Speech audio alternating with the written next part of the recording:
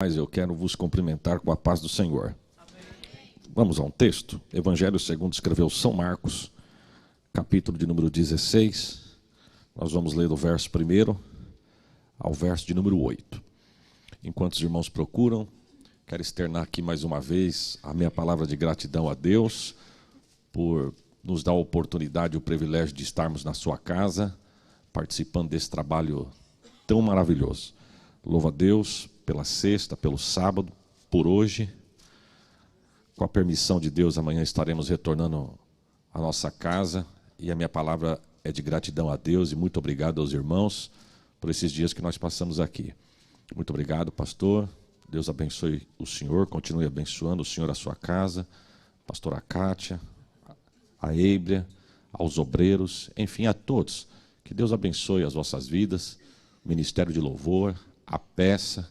Todas foram lindas, mas as crianças botaram para ferver, viu, irmãos? Eu ouvi no pé do ouvido aí alguém atrás dizendo: Jesus arrasou. O Jesus. Que Deus abençoe e prospere em nome de Jesus. Quantos acharam, dizem amém? Diz assim: a ressurreição. E passado o sábado, Maria Madalena, Salomé e Maria, mãe de Tiago, compraram aromas para irem ungí-lo.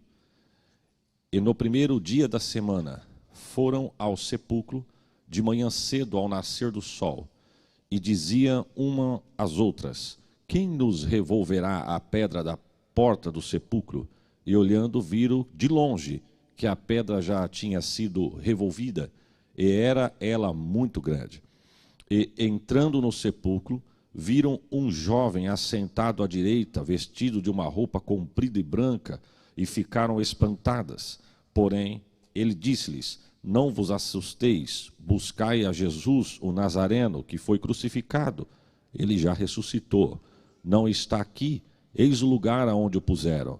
Mas ide e dizei aos seus discípulos e a Pedro que ele vai adiante de vós para a Galileia. Ali o vereis, como ele vos disse. E saindo elas apressadamente, fugiram do sepulcro, porque estavam possuídas de temor e assombro, e nada diziam a ninguém, porque temiam. Amém. Tome assento, irmãos. Irmãos, eu quero trazer nessa manhã um texto, um sermão textual, e eu peço permissão aos irmãos para retornar um pouquinho, para nós chegarmos aqui aonde nós lemos. A Bíblia vai dizer que Jesus nasceu, e o nascimento foi glorioso, que o texto diz que o céu se abre, um coral de anjo desce, e eles louvam o hino, e o hino é mais ou menos assim: glória a Deus nas alturas, porque hoje na cidade de Davi nasceu o Salvador do mundo. Ele entra no anonimato, e agora com 12 anos ele aparece no templo, assentado sobre os pés dos doutores, mas não para aprender. O texto vai dizer que as suas palavras maravilhavam os doutores que o ouviam. Diferente de Paulo, que quando adolescente sentou no pé de doutor para se tornar doutor, aprendendo com o doutor. Jesus, adolescente, sentou no pé do doutor para ensinar doutor, porque Jesus é Jesus e não tem para ninguém. O texto diz que ele entra no anonimato novamente, agora ele aparece com 30 anos diante de João Batista na beira do Jordão para ser batizado. O texto diz que depois que ele é batizado, ele é levado ao deserto para ser tentado. O intervalo de 40 dias, mas pela palavra, a Bíblia diz que ele vence a tentação. E agora ele volta para escolher 12 homens para trabalhar com ele no ministério. E o ministério de Jesus vai durar de 3 anos a 3 anos e meio. No final do seu ministério, o texto diz que ele começa a acalentar o coração dos discípulos, dizendo: eu vou para Jerusalém. Chegando lá eu vou ser preso, vão me julgar, vão me condenar, vão me bater, vão me coroar, vão me matar. Mas ninguém tira a minha vida porque quer. Sou eu que dou a minha vida por amor a vós. Eu penso que Jesus começou a falar com os discípulos de forma antecipada, para os discípulos não pensarem que Jesus foi pego de surpresa. Para imaginar Jesus indo para Jerusalém, não avisando nada, e chegando lá sendo preso, muito embora ele já vinha falando, e os discípulos, quem sabe, poderiam pensar: puxa vida, hein, se o Nazareno soubesse, não tinha ido para Jerusalém. Mas Jesus estava dizendo: não, eu estou indo lá para isso, até porque eu vim para isso. E o texto diz que ele chega em Jerusalém. A Bíblia vai dizer que ele é preso, o texto diz que ele é açoitado, o texto diz que ele é crucificado, coroado com coroa de espinho. A Bíblia vai dizer que ele é sepultado. E nós vimos aqui nesse resumo das crianças nessa manhã que passa o primeiro dia, passa o segundo dia, mas no terceiro dia, o domingo chegou, a Bíblia diz que ele ressuscitou. Eu vou repetir, irmãos, eu não quero te motivar a dar glória, né? Só forçado não, até porque só dá glória quem tem glória para dar, mas essa palavra merece um glória pentecostal. Jesus ressuscitou. Sabe por que essa palavra merece um glória, irmãos? Porque com todo respeito, se os kardecistas foram no túmulo de Allan Kardec, vai ver escrito aqui jaz Allan Kardec, descanse em paz. Se os budistas forem no túmulo de Buda, vão ver aqui jaz Buda, descanse em paz. Se os mormons forem no túmulo de José do Smith, vai ver escrito aqui jaz José do Smith, descanse em paz. Mas se você for no túmulo de Jesus, é literalmente para passear. Eu estive lá 2 vezes e vi escrito na boca da entrada, ele não está mais aqui. Ele já ressuscitou. Você pode dar outro glória melhor do que esse, irmão? Nós somos o único povo da terra que celebramos a morte daquele que vive. Você entende isso? Se tentar não vai conseguir, porque isso é coisa de crente, irmãos.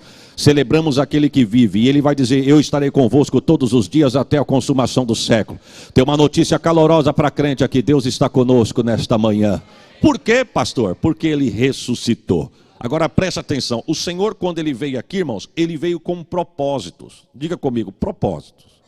Porque se a gente sair de casa e vir na igreja só por vir na igreja, com todo respeito, eu quero crer que seria uma perca de tempo.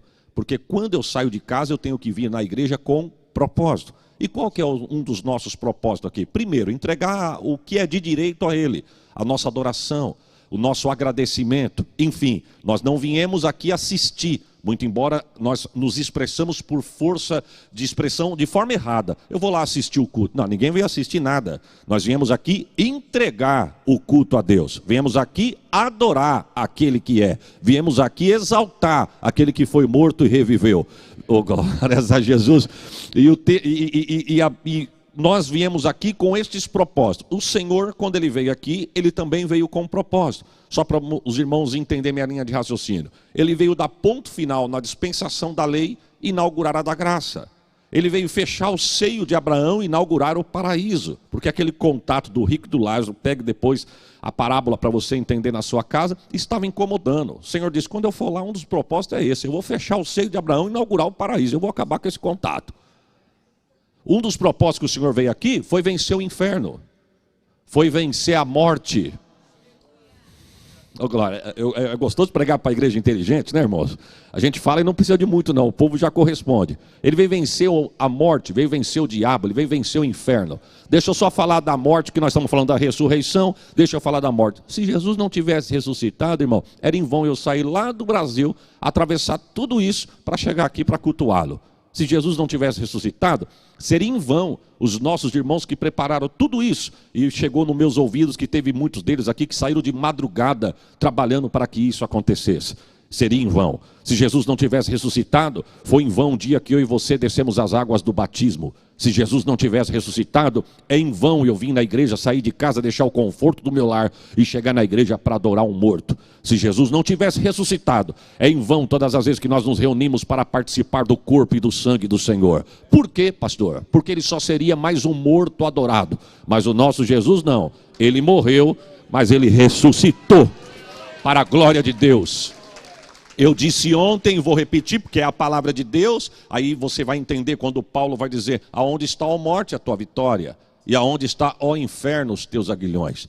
Tem uma frasezinha, um ditadozinho lá em São Paulo, enfim, umas palavras que diz assim, dizem que a pedra é forte, veio o ferro, quebrou a pedra e o ferro ficou forte. Já ouviu isso? Dizem que o fogo é forte, veio a água, apagou o fogo e a água ficou forte, o sol veio, secou a água, o sol ficou forte, a nuvem veio, tampou o sol, a nuvem ficou forte, o vento veio, soprou a nuvem, o vento ficou forte, a montanha veio, parou o vento, a montanha ficou forte, o homem veio, aplanou a montanha, o homem ficou forte, veio a morte, passou a foice no homem, levou o homem, a morte ficou forte, mas aí veio Jesus, irmão. Vou falar uma palavra aqui que meu português é fraco, mas eu vou falar porque vai alegrar. Aí é para quem pode, e aí eu quero ver quem é que chora mais aí. Quando Jesus ele veio, e a Bíblia vai dizer que no terceiro dia, o anjo desce do céu como um raio, A história diz, irmãos, que quando o anjo coloca o pé no jardim da sepultura, quem sabe o portão da tua casa é de controle remoto, mas na época não existia, na terra, porque no céu já tinha um sensor. Quando o anjo rela, a pedra... Vou dar uma notícia para tu dar um glória melhor do que esse. A pedra não foi tirada da boca da sepultura para Jesus poder sair de dentro. Não, a pedra foi tirada da boca da sepultura para mostrar que ela estava vazia, porque Jesus já tinha ressuscitado. Por quê? Porque ele veio vencer a morte. Um dos propósitos que o Senhor veio aqui, irmão, foi inaugurar a igreja. Diga comigo, irmão, inaugurar a igreja. Por quê? Porque a igreja não existia, irmãos. A igreja estava nos planos de Deus, mas não estava atuando. Pastor, eu não estou entendendo. Eu vou tentar te explicar. É como aquela vitória que Deus já falou que é tua, e você não está vendo vitória nenhuma, irmão. Tu está no olho do furacão, e tem hora que parece que Deus quer passar um mel na gente. Você vem para a igreja dizendo, Senhor, olha, eu não vou aguentar, eu vou sucumbir, eu vou morrer, eu vou parar, eu não vou aguentar, eu vou desistir. Aí Deus traz aqui você na casa dele através de uma palavra, através de um louvor, através de uma palavra profética. Alguém diz assim, Deus está falando para alguém aqui, essa vitória já é sua, está na tua mão. Tu olha na mão e pergunta, cadê a vitória? Só que tem uma coisa, você não está vendo a vitória, mas a vitória está nos planos de Deus. Só não está atuando. Mas se Deus falou que a vitória é tua, ela vai chegar ao ponto de alguns dizer, Senhor, eu não estou enxergando a vitória diante de mim, eu só estou vendo muralha. Deus vai dizer, atravesse a muralha, porque do outro lado, de lá da muralha, eu estou te esperando com a vitória que eu já falei, que é sua. Então o Senhor, quando veio aqui, ele veio com um propósito, e um deles inaugurar a igreja. Você vai ver isso quando Jesus chama os seus discípulos, e ele diz assim, ó, vocês saem por aí e fazem uma pesquisa do que os homens acham que eu sou. O que eles pensam que eu sou? Saíram e voltaram com a resposta. Primeira pesquisa de Ibope, foi Jesus quem fez, irmão. Olha, ou tu és Elias, ou tu és Jeremias, ou tu és um profeta. O resultado é um só, tu és profeta. Aí ele pergunta, dissemos isso ontem, né? Ele pergunta para vocês, o que eu sou para vocês? Pedro toma a palavra, tu és o Cristo, o Filho do Deus vivo. Olha aqui, Pedro, não foi a carne nem o sangue que te revelou, mas o meu Pai que está no céu. Ele vai dizer, sois sobre esta pedra, eu edificarei. Por que ele disse, eu edificarei? Porque ela não existia. Se ela existisse, Jesus teria dito, eu já edifiquei, ou ela já foi edificada. Mas como estava nos planos de Deus a igreja, mas ainda não estava atuando, Jesus disse, eu edificarei. Eu vou tentar traduzir para os irmãos para tentar ser mais simples. Eu comparo a igreja com uma mulher. Uma mulher. Quando Deus vai coroar a criação, ele diz assim, façamos o homem a nossa imagem, segundo a nossa semelhança. Aí o texto vai dizer lá em Gênesis capítulo 1, e macho e fêmea os criou. Eu vou fazer uma pergunta, irmão, cadê a fêmea? Sendo que a fêmea foi feita no capítulo 2. Mas no capítulo 1 já está escrito, macho e fêmea os criou. Cadê a fêmea? A fêmea estava escondida no Adão. Jesus, quando veio aqui, um dos propósitos foi inaugurar a igreja. E ele trouxe a igreja com ele. Cadê a igreja? A igreja estava escondida em Jesus. A mulher escondida no homem, a igreja escondida em Jesus. Um dia Deus desce para visitar o jardim, vê cada animal macho andando com a sua fêmea e o Adão andando sozinho para lá e para cá. Ele olha e diz, não é bom que o homem esteja só. Vem cá, Adão. Deu-lhe uma anestesia geral, irmão. Fez uma cesariana no Adão. E o Adão deu à luz a uma mulher. Primeira da luz não foram as irmãs, foram os varões. Mas para livramento dos homens foi uma vez só. Inclusive, se eu fosse os homens, eu dava até um glória por esse livramento. Porque nós não somos chamados para... Nós não aguentamos isso, viu, irmãs? Homem não aguenta dor de cabeça. Homem não aguenta dor de dente. Imagina um homem ter que dar à luz. E as irmãs ficam todas alegres quando a gente fala isso, né, irmão? O sorriso fica 9,15, balançando a cabeça como quem diz, são fracos mesmo. Mas eu quero dar uma notícia para isso, existe uma explicação, minhas irmãs. Nós somos feitos do barro. E o barro pode ser firme como for. Mas se esquecer ele na água, derrete. Nós somos sensíveis, irmãs. Viu? Somos sensíveis. Não, se eu fosse os varões, eu dava um glória por essa sensibilidade e livramento que Deus nos deu. As irmãs são mais fortes do que a gente, porque as irmãs foram feitas do osso da costela. É por isso que tem aquele ditado de São Paulo que diz que toda mulher é firme.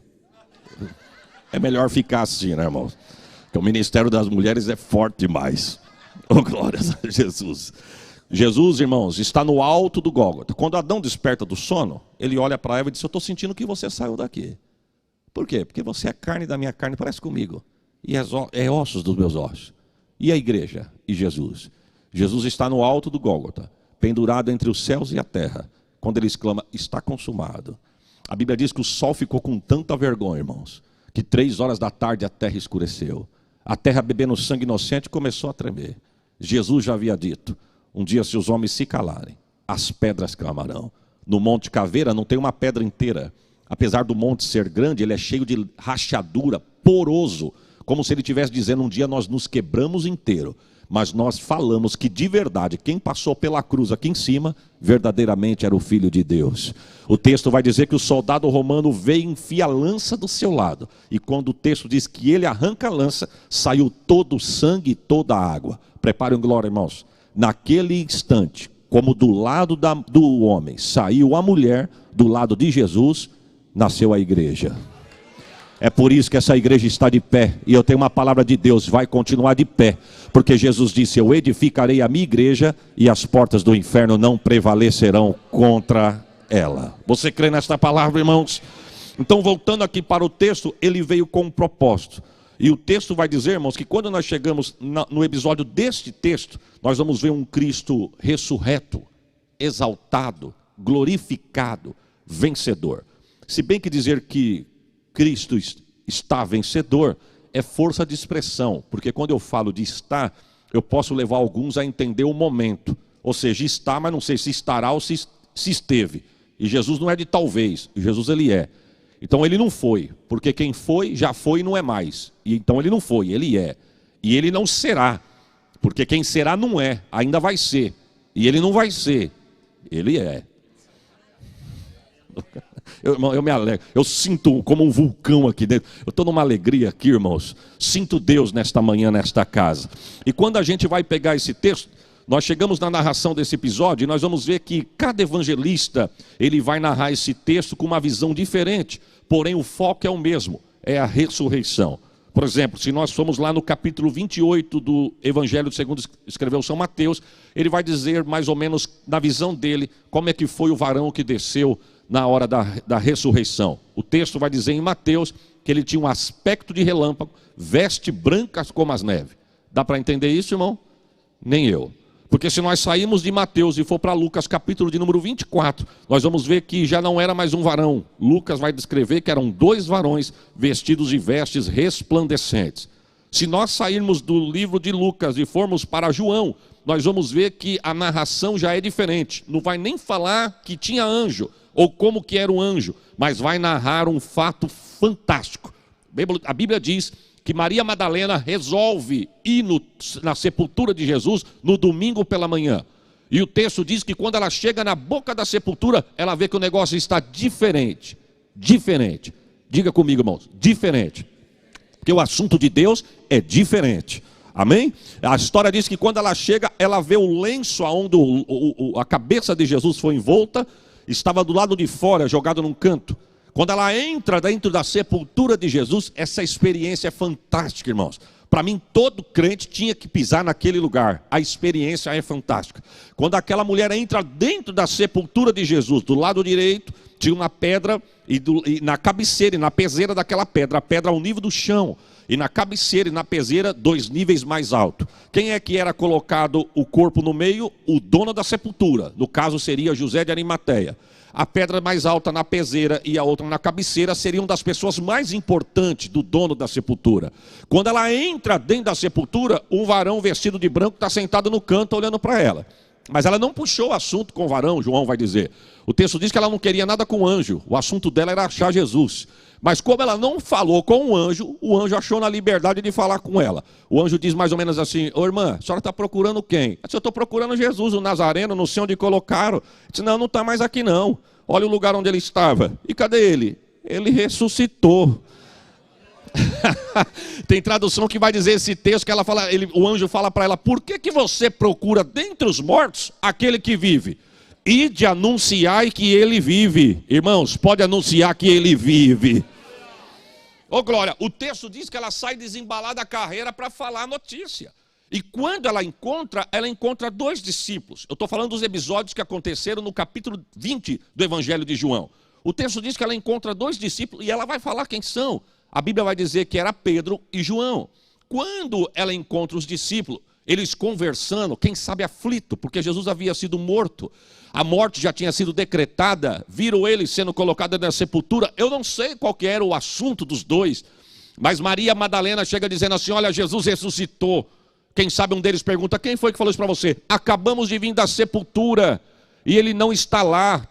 Desculpa meu português raso. Tomei até um choque do moço que estava lá. Diz: por que eu procuro dentre os mortos aquele que vive? Mandou dizer que ele ressuscitou. O texto diz que deixaram ela falando e saíram correndo para a sepultura. Deixaram a irmã dando testemunho e foram ver o milagre de verdade.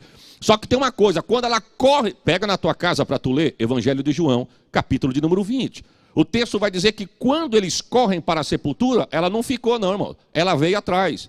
Só que no meio da corrida, a Bíblia diz que um deles se destaca. E a Bíblia vai dizer quem é, aquele discípulo a quem Jesus amava, que era João. O texto diz que João correndo com Pedro, e de repente João olhou para Pedro e disse: Pedro, acelera aí, eu estou ansioso para chegar na sepultura, você está devagar. Pedro disse: eu não consigo te acompanhar. Há quem diga, irmãos, que João chegou primeiro na sepultura porque ele era o discípulo do amor, e quem ama chega primeiro. Mas não é verdade, irmãos. João chegou primeiro na sepultura porque ele correu mais do que Pedro. E ele só conseguiu correr mais do que Pedro porque ele era mais novo do que Pedro. E eu quero ver qual é o obreiro mais velho que vai pegar a meninada na corrida, irmãos.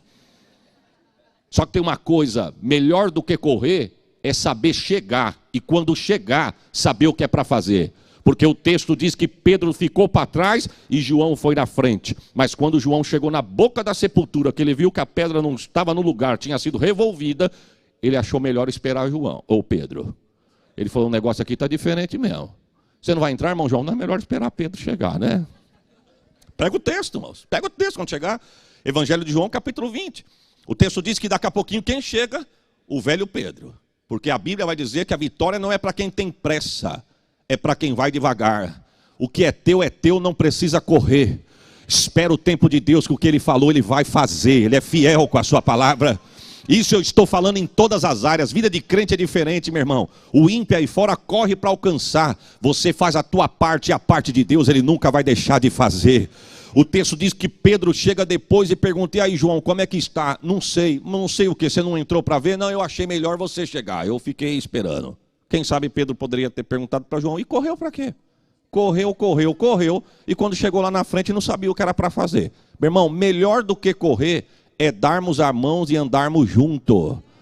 Porque aqui o mérito, se eu chegar primeiro, é dele. Se eu chegar por último, é dele. Por quê? Se eu chegar primeiro, eu já estou atrasado. E se eu chegar por último, eu também estou adiantado. Porque ele mesmo vai dizer: eu sou o último, mas eu também sou o primeiro. Então não adianta correr que eu já cheguei. E eu vou sair para trás. Por mais tarde que você saia, eu ainda chego por último. Porque eu sou o último, mas eu também sou o primeiro. Não adianta correr, meu irmão. Vitória e glória não são para mim nem para você. É para Ele, para a glória dEle. E louvado seja o nome dEle. Glória, porque tem pessoa, irmão, que quer fazer bastante. Você vai dizer, você vai encontrar alguém dizendo assim: ah, mas eu faço por amor. Amém. Mas muitas das vezes, irmão, tem gente que acha que só ele canta. Aí Deus é tão tremendo que tem quem canta e toca. Aí tem gente que acha que só ele canta e toca. Aí Deus, para mostrar que ele tem guardado na manga, Deus tem quem canta, toca e prega. Aí tem gente que diz: ah, quando o pastor me conhecer, ele vai ver. Eu canto, eu toco, eu prego. Deus tem quem canta, toca e prega e adora. Porque nem sempre que canta, toca e prega é adorador. Deus é espírito, importa que os que o adorem em espírito e em verdade, irmãos. Melhor do que correr é darmos as mãos e irmos junto. Viu? A Strong vai chegar onde Deus prometeu, porque Ele é fiel. Mas se você der as mãos, nós vamos chegar junto e o nome de Deus vai ser glorificado. Mas quando eu volto para o capítulo de número 16, e nós vamos ler esse texto, eu gosto da narrativa que vai dizer assim, ó: e passado sábado. Bom, se passou o sábado, depois do sábado só pode ser domingo. Tanto é que se nós pegarmos no verso de número 2, vai dizer assim, ó: e no primeiro dia da semana. Ou seja, é o domingo mesmo. O que a sexta é importante para os muçulmanos, o sábado é importante para os judeus, e o domingo é importante para os cristãos. Não, você não deu um glória não, irmão. Primeiro dia da semana, Jesus ressuscitou. Primeiro dia da semana, ele derramou o seu Santo Espírito no dia de Pentecoste. No primeiro dia de semana, a igreja passou a se reunir para a comunhão.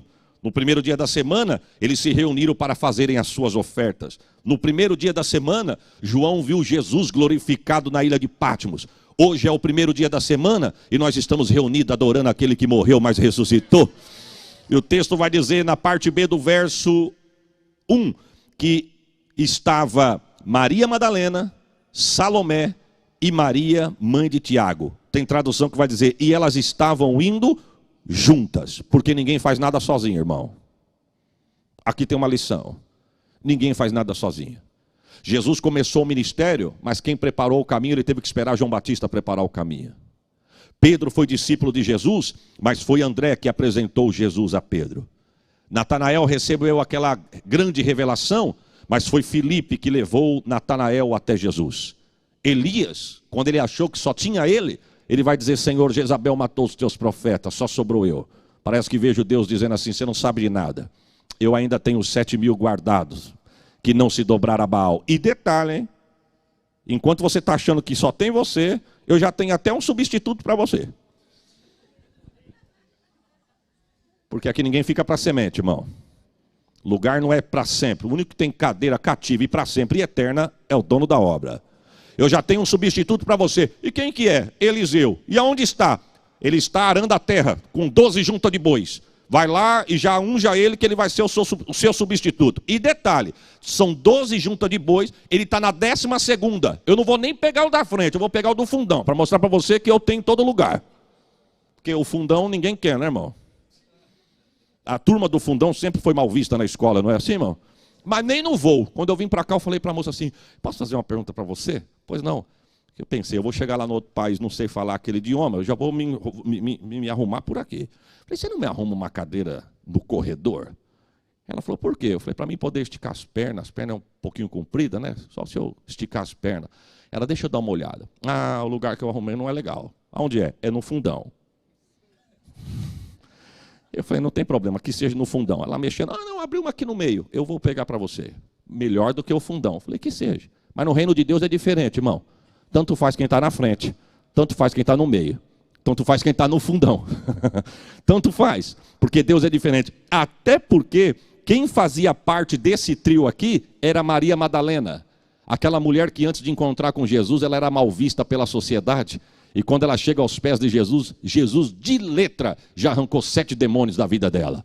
Ela fazia parte desse trio. Por quê? Deus a libertou para ela se tornar uma adoradora. Deus olhou, é como se Deus estivesse dizendo, eu vou libertar essa mulher e vou fazer dela uma adoradora. E fez ou não fez, irmãos? Fez. Que o texto vai dizer que ela estava com Maria, mãe de Tiago, e Salomé, indo para a sepultura entregar sua adoração. E detalhe, elas já sabiam, preste atenção, elas já sabiam que haviam entregue 45 quilos de mirra e de especiarias para ungir o corpo de Jesus.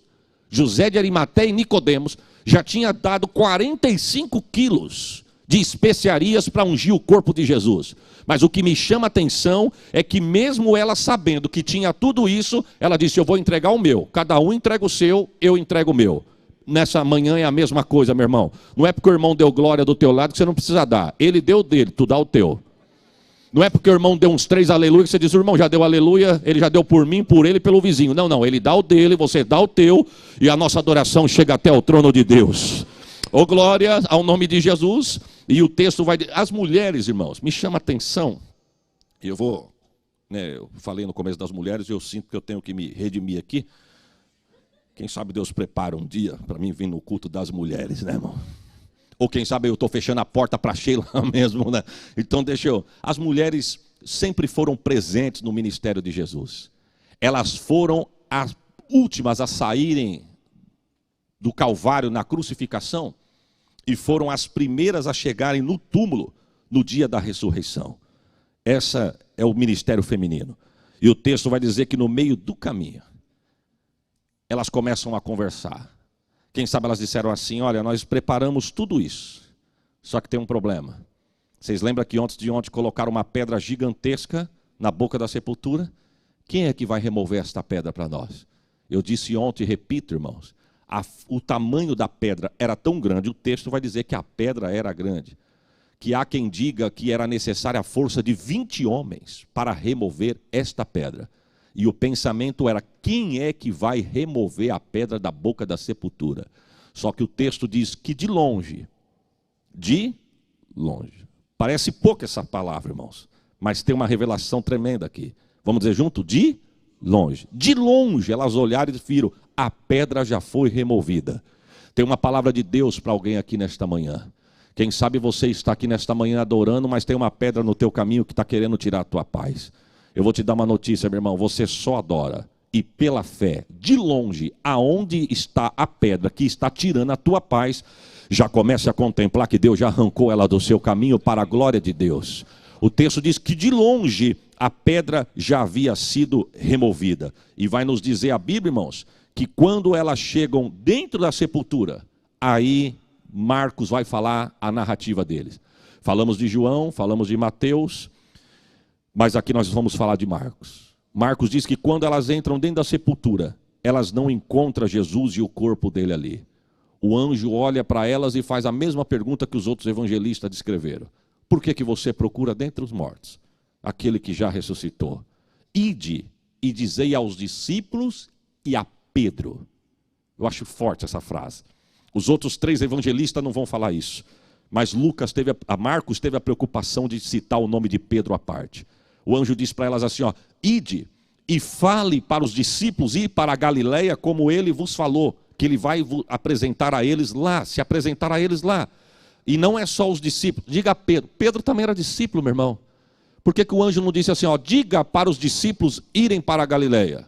Mas ele teve a preocupação de dizer, digam para os discípulos e a Pedro. Mas ele também não é um discípulo, mas ele está precisando de um cuidado especial. Por quê? Ele está ferido. A alma está sangrando. Vocês não sabem, mas eu sei. Vocês não sabem, mas quem me enviou sabe. Irmãos, Deus é detalhista. Quem sabe quando elas chegassem perto dos discípulos, dissesse assim, olha, o varão disse para vocês, discípulos, irem para a Galileia, que Jesus vai apresentar a você lá. Quem sabe o texto, ou João, melhor, Pedro poderia ter dito, então eu não vou. Por quê? Eu não sou digno de ser um discípulo dele. Mas Deus foi enfativo e mandar a mensagem dizendo, diga para os discípulos irem, e Pedro também. Pedro estava com a alma ferida, meu irmão. Quando Pedro pensou que ele era intocável, e ele era fiel ao extremo, ao ponto de ele dizer, Senhor, eu vou contigo até a morte. Jesus vai dizer a ele, você não sabe o que você está falando, Pedro. Antes que o galo cante, 3 vezes tu me negarás. Tu acha que você é muito, mas você não é nada, Pedro. O texto vai dizer que identificam ele, você fala como ele, eu não sou dele, eu nem conheço ele. Você se veste como ele, eu não sou dele, eu não conheço ele. A 3ª vez, mas você é igualzinho a ele. O modo de andar, o modo de sentar, o modo de falar, o modo de se vestir. Ele vai dizer, eu nunca vi ele. O galo canta, irmãos. Ele olha para Jesus. E o texto vai dizer que o olhar de Jesus entra dentro do olhar de Pedro. Não abriu uma palavra. Mas quem sabe o olhar de Jesus disse, eu não falei que você ia me negar? Ele sai chorando amargamente. Mas no 3º dia, quando Jesus ressurge, o anjo vai falar para as irmãs, diga para Pedro que ele faz parte da equipe. Eu não joguei ele fora. Eu não desprezo quem é meu. O cair é do homem, mas o levantar é de Deus.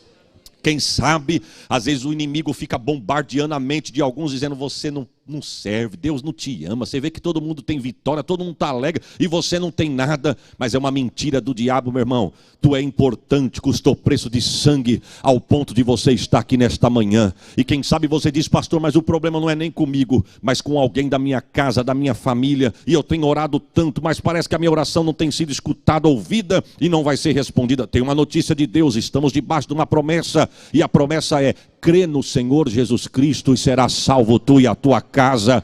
Receba essa profecia. Eu estou profetizando na autoridade da palavra. A tua casa é do Senhor, teus filhos são do Senhor, a tua descendência é do Senhor. E eu profetizo, Deus não vai perder um, porque é do Senhor. Receba esta palavra nesta manhã.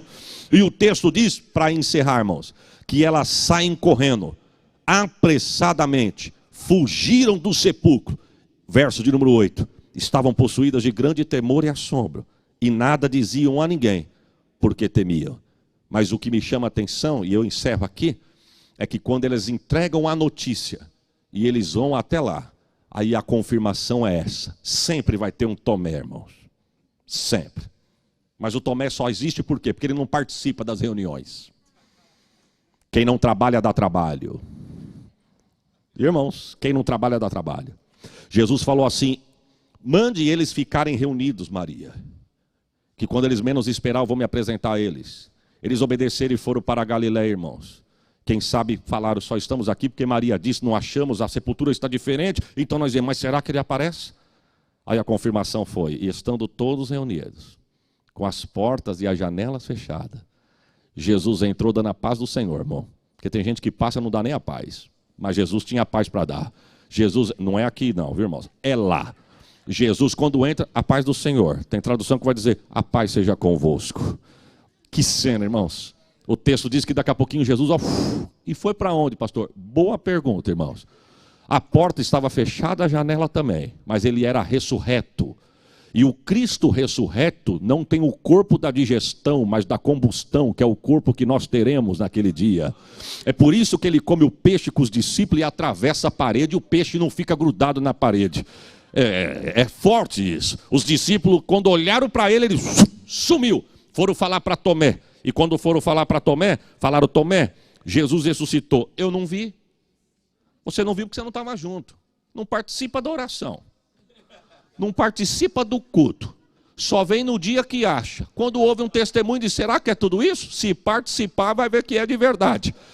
Falaram para Tomé, se você tivesse com a gente como ele mandou, você teria visto. Ele falou, pois agora eu vou ficar. Eu quero ver se ele aparece. Irmão, na verdade, há quem diga que Tomé é o pai da incredulidade.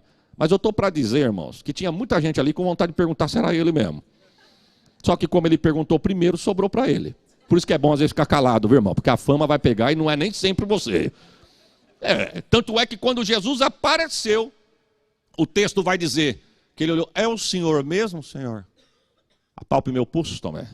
Apalpe o meu lado. Apalpe o tornozelo. Está crendo? Agora eu estou crendo. Então receba. Não seja incrédulo, mas seja crente. O texto diz que ele fica nessas aparições por 40 dias. Ele cura Pedro. Ele encontra com Pedro lá na beira da praia. Ele cura Pedro. A outra vez que eu vim aqui eu falei sobre isso. Ele restaura o ministério de Pedro, que quem sabe Pedro, para mim está acabado. Jesus diz, não acabou não, Pedro. No dia que eu te chamei, a minha chamada ela é válida para sempre.